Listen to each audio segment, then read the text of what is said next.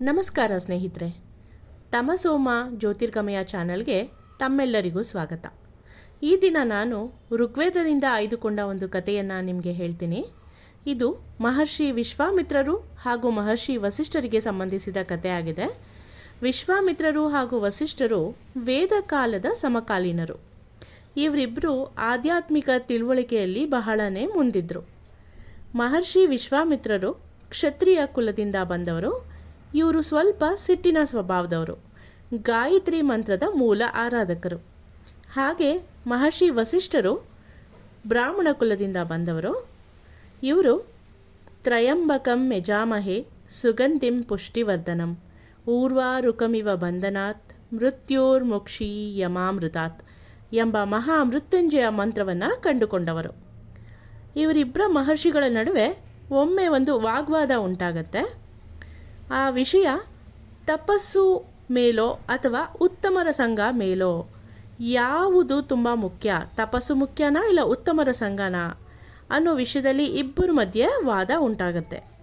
ವಿಶ್ವಾಮಿತ್ರರ ಅಭಿಪ್ರಾಯದಲ್ಲಿ ತಪಸ್ಸಾಧನೆಯೇ ಶ್ರೇಷ್ಠ ಅಂತ ಇರುತ್ತೆ.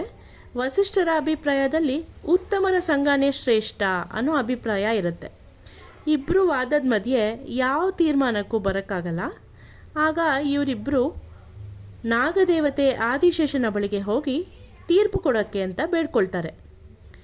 ಭೂಮಿಯನ್ನು ತನ್ನ ಸಹಸ್ರ ಹೆಡೆಗಳಿಂದ ಎತ್ತಿ ಹಿಡಿದಿರೋ ಆದಿಶೇಷನ್ ಮುಂದೆ ಈ ಋಷಿಗಳು ತಮ್ಮ ವಾದವನ್ನು ಮಂಡಿಸಿ ನಿರ್ಣಯ ಹೇಳಬೇಕು ಅಂತ ಕೇಳ್ಕೊಳ್ತಾರೆ. ಇವರಿಬ್ಬರ ಪ್ರಶ್ನೆಗೆ ಆದಿಶೇಷ, ನೋಡಿ, ಭೂಮಿನ ನನ್ನ ತಲೆ ಮೇಲೆ ಹೊತ್ಕೊಂಡಿದ್ದೀನಿ. ಇದು ನನ್ನ ಮಿದುಳಿನ ಮೇಲೆ ತುಂಬಾ ಹೊರೆ ಆಗಿದ್ದು, ನಿಮ್ಮ ಪ್ರಶ್ನೆನ ಕುರಿತು ಯೋಚನೆ ಮಾಡೋಕ್ಕೆ ಸಹ ನನಗಾಗ್ತಾ ಇಲ್ಲ. ಈ ಹೊರೆನ ನೀವು ಇಳಿಸಿದ್ರೆ ನನ್ನ ಮಿದುಳು ಕೆಲಸ ಮಾಡುತ್ತೆ. ಆಗ ಇದ್ರ ಬಗ್ಗೆ ನಾನು ಯೋಚನೆ ಮಾಡ್ಬೋದು. ನಿಮ್ಮಿಬ್ಬರಲ್ಲಿ ಸ್ವಲ್ಪ ಹೊತ್ತು ಈ ಹೊರೆನ ಯಾರಾದರೂ ಹೊತ್ಕೊಳ್ಳೋಕ್ಕೆ ನಂಗೆ ಸಹಾಯ ಮಾಡಬೇಕು. ಆಗ ಮಾತ್ರ ನಿಮ್ಮ ಪ್ರಶ್ನೆಗೆ ನಾನು ಯೋಚನೆ ಮಾಡಿ ಉತ್ತರ ಕೊಡಬಹುದು ಅಂತ ಹೇಳ್ತಾರೆ. ತಕ್ಷಣವೇ ವಿಶ್ವಾಮಿತ್ರರು, ನಾನು ಈ ಭೂಮಿ ಹೊರೆನ ಹೊತ್ಕೊಳ್ತೀನಿ, ನೀವು ಯೋಚನೆ ಮಾಡಿ ಉತ್ತರ ಕೊಡಿ ಅಂತ ಹೇಳಿ ಮುಂದೆ ಬರ್ತಾರೆ. ಅವರು ಅವರ ಜೀವಮಾನದಲ್ಲಿ ಮಾಡಿದ ಎಲ್ಲ ತಪಶಕ್ತಿಯನ್ನು ಬಳಸಿ ಭೂಮಿ ಭಾರನ ಹೊರೋದಕ್ಕೆ ನೋಡ್ತಾರೆ. ಅದನ್ನು ಆದಿಶೇಷ ಅವ್ರ ತಲೆ ಮೇಲೆ ಇಡೋದಕ್ಕೆ ಪ್ರಯತ್ನ ಪಟ್ಟಾಗ ವಿಶ್ವಾಮಿತ್ರರು ಅದನ್ನು ಹೊತ್ಕೊಳ್ಳೋದಕ್ಕೆ ಆಗೋದಿಲ್ಲ. ಅವರ ಶರೀರ ಕಂಪಿಸೋಕ್ಕೆ ಶುರು ಆಗಿಬಿಡುತ್ತೆ. ಅವ್ರಿಗೆ ಆ ಭಾರನ ತಗೊಳ್ಳೋಕ್ಕೆ ಸಾಧ್ಯ ಆಗೋದಿಲ್ಲ. ತಕ್ಷಣವೇ ಆದಿಶೇಷ ಈ ಹೊರೆಯನ್ನು ವಿಶ್ವಾಮಿತ್ರರ ತಲೆ ಮೇಲೆ ಇಡೋದನ್ನು ಹಾಗೆ ನಿಲ್ಲಿಸ್ಬಿಡ್ತಾರೆ. ಅದನ್ನು ಹಿಂದೆ ಪಡ್ಕೊಂಡ್ಬಿಡ್ತಾರೆ, ಪೂರ್ತಿ ಮಾಡೋದಿಲ್ಲ.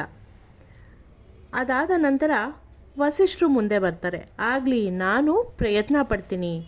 ಸಜ್ಜನರ ಸಂಘದಿಂದ, ಅಂದರೆ ಒಳ್ಳೆಯವರ ಸಂಘದಿಂದ ಗಳಿಸಿದ ಒಳಿತಿನ ಶಕ್ತಿಯ ಅರ್ಧಾಂಶನ ಬಳಸ್ಕೊಂಡು ನಾನು ಈ ಪ್ರಯತ್ನನ ಪಡ್ತೀನಿ ಅಂತ ಹೇಳಿ ಅವರು ಮುಂದೆ ಬರ್ತಾರೆ.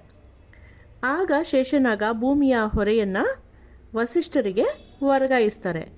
ವಸಿಷ್ಠರು ಯಾವುದೇ ಕಷ್ಟ ಇಲ್ಲದೆ, ಯಾವುದೇ ತೊಂದರೆ ಇಲ್ಲದೆ ಸುಲಭವಾಗಿ ಭೂಮಿಯನ್ನು ಅವರ ತಲೆ ಮೇಲೆ ಪಡ್ಕೊಳ್ಳೋದಕ್ಕೆ ಸಾಧ್ಯ ಆಗುತ್ತೆ. ಆ ಭಾರವನ್ನು ಅವರು ಅವರ ತಲೆ ಮೇಲೆ ಹೊತ್ಕೊಳ್ತಾರೆ. ಇದಾದ ನಂತರ ವಿಶ್ವಾಮಿತ್ರರು ಆದಿಶೇಷನನ್ನು ಕೇಳ್ತಾರೆ, ಪ್ರಭುವೇ, ಈ ವಿವಾದದಲ್ಲಿ ಇನ್ನೂ ನಿಮ್ಮ ತೀರ್ಮಾನನ ನೀವು ಹೇಳಿಲ್ಲ. ದಯವಿಟ್ಟು ನಿಮ್ಮ ತೀರ್ಮಾನ ಏನು ಅನ್ನೋದನ್ನು ನಮ್ಗೆ ತಿಳಿಸ್ಕೊಡಿ ಅಂತ. ಆಗ ಆದಿಶೇಷ ಮುಗುಳ್ನಗ್ತಾ ಹೇಳ್ತಾರೆ, ಈ ವಿಷಯದಲ್ಲಿ ನಾನಾಗಲೇ ತೀರ್ಪನ್ನು ಕೊಟ್ಟಾಗಿದೆ.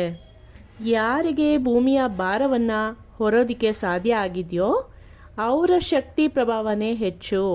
ಅಂದರೆ ವಸಿಷ್ಠರು ಅವರ ಶಕ್ತಿಯ ಅರ್ಧಾಂಶವನ್ನು ಮಾತ್ರನೇ ಬಳಸಿ ಭೂಮಿಯ ಹೊರೆಯನ್ನು ಆರಾಮವಾಗಿ ಹೊತ್ಕೊಂಡಿದ್ದಾರೆ. ಅದರಲ್ಲಿ ಯಾವುದೇ ತೊಂದರೆ ಇಲ್ಲ.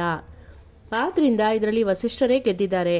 ಅಂದರೆ ಇದರ ಅರ್ಥ ವಸಿಷ್ಠರು ಗೆದ್ದರು ಅನ್ನೋದಕ್ಕಿಂತ ಸಜ್ಜನರ ಸಂಘದಿಂದ, ಒಳ್ಳೆಯವರ ಸಂಘದಿಂದ ಉಂಟಾದ ಪರಿಣಾಮ, ಒಳ್ಳೆಯ ಜನಗಳ ಒಡನಾಟದಿಂದ, ಒಳ್ಳೆಯ ಗ್ರಂಥಗಳನ್ನು ಓದೋದ್ರಿಂದ, ಒಳ್ಳೆಯ ವಿಷಯಗಳನ್ನ ತಿಳ್ಕೊಳ್ಳೋದ್ರಿಂದ, ಮಹಾತ್ಮರ ಸಂಘದಿಂದ ಒಳ್ಳೆಯದಾಗತ್ತೆ. ಅದರಿಂದ ಏನನ್ನ ಬೇಕಾದರೂ ಸಾಧನೆ ಮಾಡಬಹುದು ಅನ್ನೋದೇ ಇದರ ತಾತ್ಪರ್ಯ.